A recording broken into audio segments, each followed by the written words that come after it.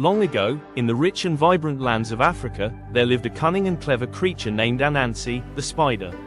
Anansi was known throughout the land as a master trickster, one who could outwit gods and men alike. But in those days, the world was a dull place. There were no stories to share, no tales to teach, and no laughter to be found. All the stories in the world belonged to Nyame, the sky god, who kept them locked away in his golden chest high above the clouds. Anansi, tired of a storyless world, decided to change this. One day, he climbed the tallest tree and spun a web that reached all the way to the heavens. With his usual confidence, he made his way to Nyame's palace to make a bold request. Anansi's bold bargain. Standing before the mighty Nyame, Anansi spoke. "Oh, great sky god, I, Anansi, wish to buy your stories and bring them to the world." Nyame laughed thunderously, his voice echoing across the skies. "Anansi, you are but a tiny spider. What could you possibly offer in exchange for my priceless stories?" Anansi smiled. "Name your price, great one, and I shall bring it to you." Intrigued, Nyame set an impossible task. He demanded that Anansi capture 3 of the most dangerous creatures in the world: Onini the python, Osebo the leopard, and the swarm of deadly Mboro hornets. If Anansi could bring all 3, the stories would be his. The clever capture of Onini the python. Anansi set off, weaving a clever plan.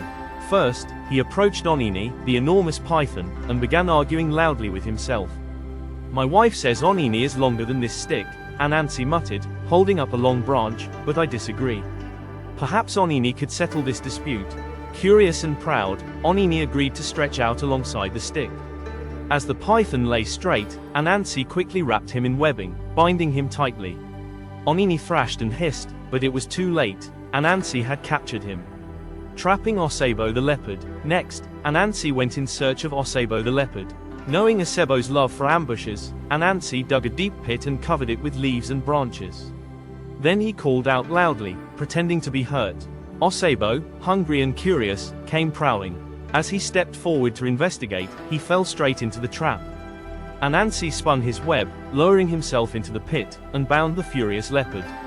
Osebo roared in frustration, but like the python, he was no match for Anansi's cunning. The swarm of Mboro hornets. For his final challenge, Anansi approached the deadly Mboro hornets. This time, he carried a gourd filled with water. He stood near their nest and splashed himself, pretending it was raining.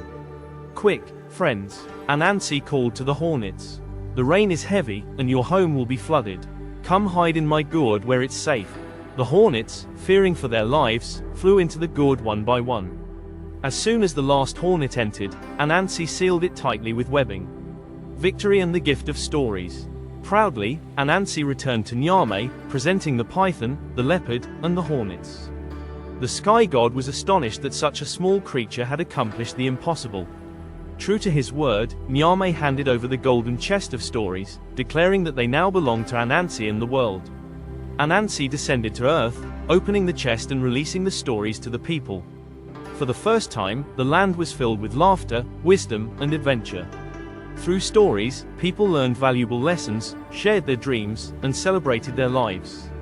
Anansi's legacy. From that day forward, Anansi became the keeper of stories, a symbol of wit and wisdom. His tales were told across generations, teaching that even the smallest and seemingly weakest among us can achieve greatness through cleverness and determination.